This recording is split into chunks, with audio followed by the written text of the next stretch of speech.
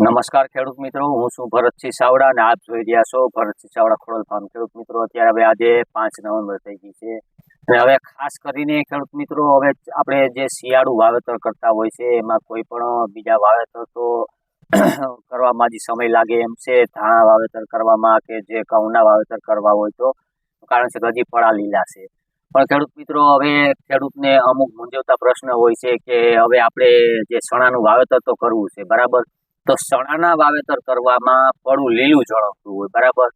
તો લીલું પડું જણાવતું હોય તો એમાં તમે પડું તૈયાર કરવામાં 2 દિવસનો 4 દિવસનો સમય લાગતો હોય અને ઓમ પડું તૈયાર કરેલું પડ્યું હોય તો આપણે ચણાનું વાવેતર કરવું તો હવે એમાં આપણે ચણાનું વાવેતર કરીએ ત્યારે પારા કરવાની કે તકલીફો થતી હોય, બરાબર. લીલું પડવું હોય એને હિસાબે તો વાવેતર કરવામાં આવી મુસીબતોનો સામનો કરવો પડતો હોય છે અને અમુક ખેડૂતોના પ્રશ્નો એવા હોય છે કે ભાઈ હવે લીલું પડું છે તો લીલામાં વાવી દઈએ તો ચણાને કેમ થાય, બાબડી જાય કે ઉગી જાય કે આવા પ્રશ્નો પણ થતા હોય.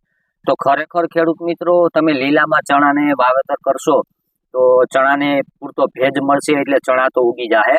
એટલે કે જે ચણા આપણે વાવેતર કરવાના હોય ત્યારે 2 કલાકને આપણે પાણીમાં પલાળીને વાવેતર કરો ને તો પણ વાંધો નથી આવતો અને પાણીનો ભેજ થોડો ગઈ અને લીલું પડવું હોય એમાં ચણા વાવવામાં ચણા ઉગી જતા હોય છે.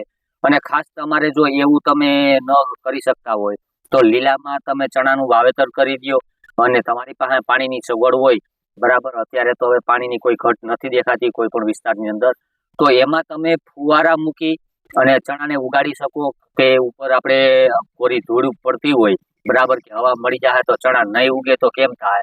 તો એમાં તમે ફુવારા મૂકી અને ચણાને ઉગાડી શકો છો, એમાં કોઈ જાતની તકલીફ નથી. અને પારા તમારે નથી થયા તો હવે અમુક ખેડૂતોને એવો પ્રશ્ન હોય કે ભાઈ અટાણે તો આપણે પહેલી વખત ફુવારાથી પાઈ દીધું છે, બરાબર, પછીથી આપણે પાણી પાવું તો એની અંદર શું પ્રશ્ન ઊભા થાય. તો કે હવે એમાં આપણે ત્યારા નથી એટલે સીધું એક સરખું પાણી નથી હાલતું, આડું પાણી હાલે છે, તો હવે એમાં આપણે કઈ રીતના પારા કરીને પાણી પાવું છે, તો એમાં પારા ન થઈ શકે.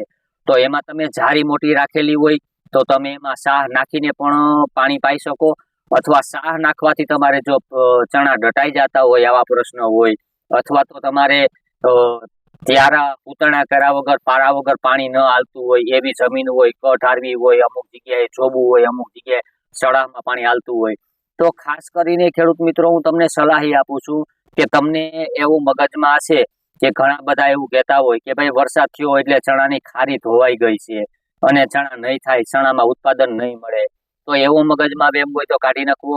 અને આપણું જે કુવાનું દાળનું પાણી છે એ પાણી આપણે ખારું પાણી હોય તો એ આપણે ચણાની અંદર ઉપર ફુવારાથી આપણે આપશું. સૈણા આપણે મહિના દિવસના થઈ ગયા તો એમાં શું સૈણા બરી જાય ખરા? તો કે ખેડૂત મિત્રો, એમાં કોઈ જાતની ચિંતા કરવાની જરૂર નથી. તમે કુવાનું પાણી છે કે બોરનું પાણી છે એને તમે ઉપર ફુવારાથી આપી શકો અને ફુવારાથી છેક ચણાને પાક આવે ત્યાં સુધી ફુવારાથી ચણાને પકવી હગો. એમાં ફુવારાથી ચણાનું ઉત્પાદન ઘટશે કે ઓછું રહે કે ફાલ નહીં લાગે એવી કોઈ જાતની ચિંતા નહીં કરવાની ખેડૂત મિત્રો. ચણાની અંદર તમે ખારી ધોવાઈ જવાના પ્રશ્ન હોય છે કે એવી તમે બીક રાખતા હોય તો એ વસ્તુ તદ્દન ખોટી છે. જે ફુવારાથી ચણાને તમે શેડ સુધી પકવી શકો એમાં તમારે સૂકવણા કરવાની કોઈ જરૂર નથી. અને પાણીની સગવડ ઓછી હોય તો પણ તમે ચણાને ફુવારાથી આખો પાક તૈયાર થાય ત્યાં સુધી ફુવારા હાકી અને પકવી શકો છો. એમાં અમે પૂરેપૂરી ટ્રાયલ લીધેલી છે અને જોયેલા છે અને એના રિવ્યુ પણ છે અમારી પાસે. અને અમે એક વિડીયોના માધ્યમથી તમને બતાવેલું છે કે આ ચણા ફુવારાથી પકવેલા છે અને ફુવારાથી એમાં 1.5 ખાંડી જેવું વીકે 16 ગુંઠાના વીઘામાં ઉત્પાદન પણ મળેલું છે. તો ખેડૂત મિત્રો, એમાં કોઈ જાતની ચિંતા નહીં કરતા કે ફુવારાથી ચણા થાય છે કે ન થાય.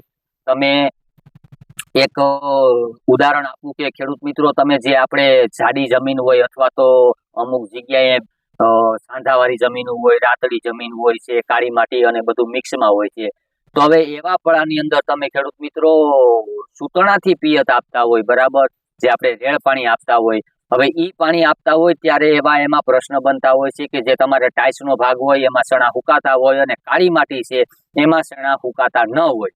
તો હવે એમાં તમે જે ટાઈસનો ભાગ છે એમાં પાણી આપો તો એમાં પાણી આપવાથી પાણી વધી જતું હોય છે. જે ટાઈસનો ભાગ હોય મોકરી જમીન હોય ને પાણીનો સંગ્રહ કરી રાખતી હોય આમ ઘટતું હોય છે. તો એમાં તમારા ચણાની અંદર પીળીઓ બેસી જાય છે પછી જે કાળી માટી હોય એ કાળી માટીની અંદર પાણીની જરૂર ન હોય ને આમાં જરૂર હોય ત્યારે કાળી માટીમાં પાણી આપો તો એમાં પાણી વધી જતું હોય છે, એટલે તમારા ચણા બગડવાની બીક રહેતી હોય છે, પીળીઓ આવી જાય છે અથવા તો પીળા પડી જાય છે, રાતા થઈ જાય છે, આવા પ્રશ્નો ઊભા થતા હોય.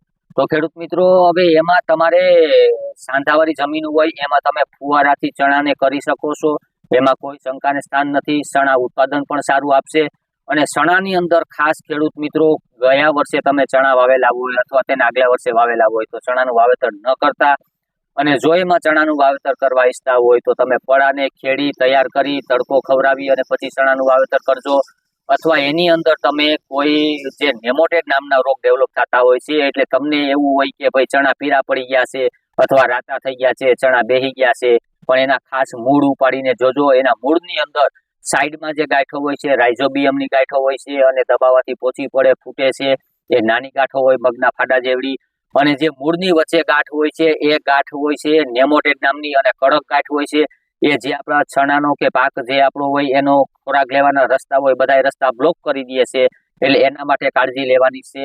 એમાં જે કઈ દવાઓ પાવી પડે એ દવા તમારે પહેલાથી શરૂઆતમાં પટ આપી દેવાનું છે, અથવા તો એને મોમરી જે આવે છે ફોરેટ ટાઈપ જેવી આવે છે, જે નાગાર્જુન કંપનીની મોમરી આવે છે ફ્યુરી કરીને, એ પણ તમે આપી શકો, અથવા તો કોઈ બેક્ટેરિયા બેઝમાં વાપરવા ઈચ્છતા હોય તો EPN ટેકનોલોજીના જે બેક્ટેરિયા આવે છે એન્ટોમા પેથોલોજી ટેકનોલોજી બરાબર, તો એ બેક્ટેરિયાનો તમે પ્રયોગ કરી શકો, અથવા પેસિલોમાઇસિન બેક્ટેરિયાનો પ્રયોગ કરી શકો, અથવા પેસ્ટિસાઇડની અંદર એમાં તમે જો બાયર કંપનીનું એક વેલમ્પ્લાય આવે છે તેનો પણ પ્રયોગ કરી શકો છો.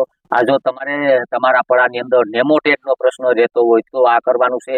બાકી તમે એની અંદર ચણાનો પાક તૈયાર થઈ જાય ત્યારે કોઈ પણ દવાની જરૂર પડે તો અમે માહિતી આપશું, અમે કોમેન્ટ બોક્સમાં તમે જણાવશો એટલે તમામ પ્રશ્નોના નિવારણ અમે લઈ આવશું ખેડૂત મિત્રો. તો આ ચણાની અંદર તમે આવા ટ્રીટમેન્ટ કરશો એટલે સારું રિઝલ્ટ મળશે. અને જ્યાં મેં તમને કીધું કાળી માટીની અંદર ચણા વાવેલા હોય અને એમાં જે તૈડિયા પડી જાય ને ત્યારે આપણે એમ થાય કે હવે આપણે પિયત આપવાની જરૂર છે, અને ત્યારે પિયત આપો ત્યારે જે તૈડિયું પડી ગયું હોય ત્યાં જમીનની અંદર પાણી જાય એટલે માટી પહોંચી પડે એટલે ત્યાંથી મૂળ મૂકી દેતા હોય છે.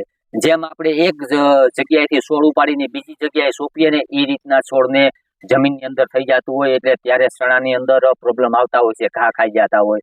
પણ ખાસ કરીને ખેડૂત મિત્રો મેં તમને કીધું એમ કે તમારી જમીન એક હરખી એક જ લઠી છે, એની અંદર સાંધાવાળા ભાગ નથી, કાળી માટી લાલ કેવી નથી, અલગ અલગ ભાગવાળી, તો એની અંદર તમારે એક સરખું લાંઘો ખાય ત્યારે પિયત આપવાનું, વધારે પાણી આપવાનું નથી કે ઘટવા નથી દેવાનું. 4 થી 5 પાણીમાં ચણા પાકીને તૈયાર થઈ જાય છે. તો આ રીતના તમે ચણાનું વાવેતર કરો ને તો એમાં નુકસાની નથી આવતી, અને એની અંદર તમે બીજ પટ મારીને વાવો તો પણ થોડો ફાયદો થાય છે, અને ઉપરથી દવાની જે કંઈ જરૂર પડે એની પણ અમે અલગથી માહિતી આપશું.